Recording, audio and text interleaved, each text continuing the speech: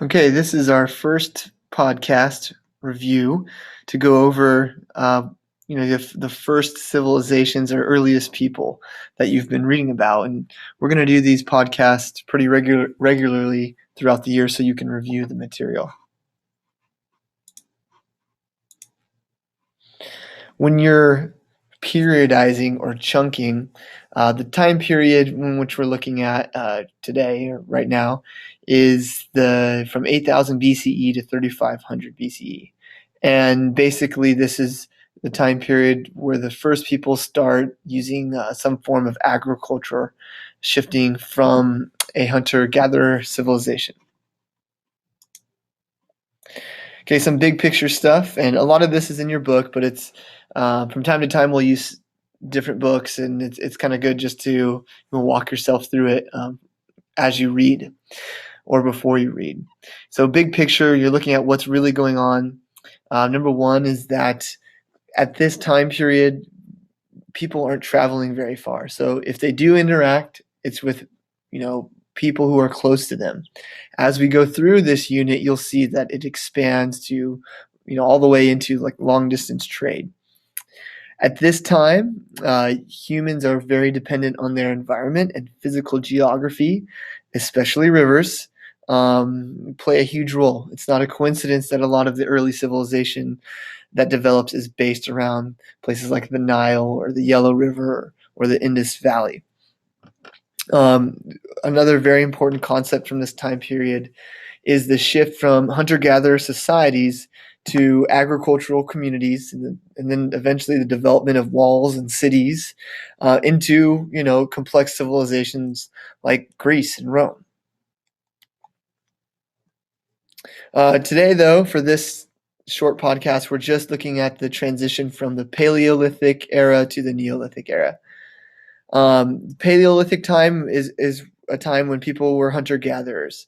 They're foraging for food, and the men are hunting. They're always moving around, so it's very difficult to carry stuff with you. You don't want to accumulate wealth. Imagine that having wealth and having a lot of stuff would actually be a disadvantage. Well, as societies progress, that reverses. That gets turned on its head. Because people don't have a lot of stuff, they don't have wealth. And if you don't have wealth, there's no social hierarchies. There's no rich and poor. Pretty much, for the most part, people are on the same level. Now, there are always going to be leaders who distinguish themselves, the best hunter or the most dynamic, woman in the group, leading the gatherers. But the amount of social hierarchy is much less during this time. Um, Socially speaking, there's less gender inequality because the hunters are just as important as the gatherers. So men and women both hold a pretty similar status in society. They begin at this time period to use tools made of wood, stone, bone, pretty primitive tools like the digging stick, as I'm sure you'll read about at some point. The art is very much related to animals because they're dependent on animals for food. But you also see jewelry as well, bracelets and necklaces.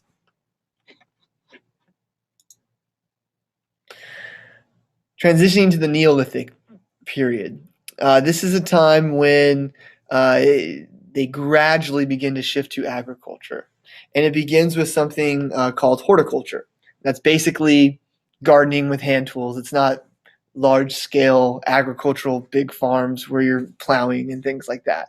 It's just using small hand tools to plant seeds and grow food.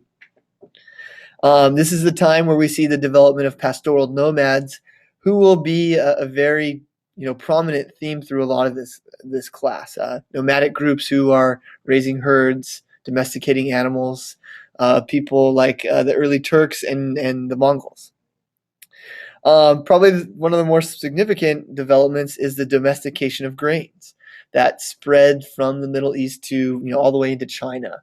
People begin to really make more complex, turn grasses into more complex plants like wheat and other types of grain.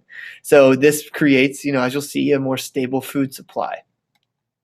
Okay, the transition to the Neolithic period is seen as a marker event because of these, major things that occur that show when we say marker event, we mean there's a specific change happening, a big development. And number one is that people begin to settle down. And when they settle down, it's probably because they're farming now and not moving around finding, chasing game to hunt and foraging.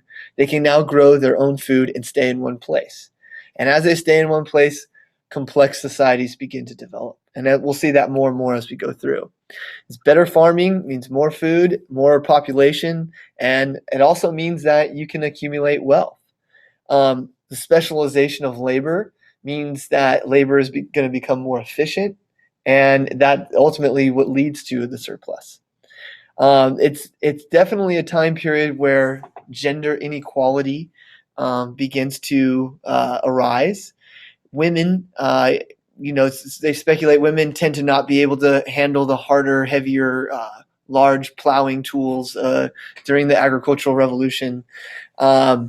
So they're confined to domestic roles in the house, which cuts them out of all the goings on in the community. They're confined to the house while the men are working in the fields together, planting and basically taking over. But that's a big part. This is the time. This is what enables complex civilization to develop. You can't really progress if you're always having to move all the time. Well, now they're going to be able to build cities, as we'll see coming up.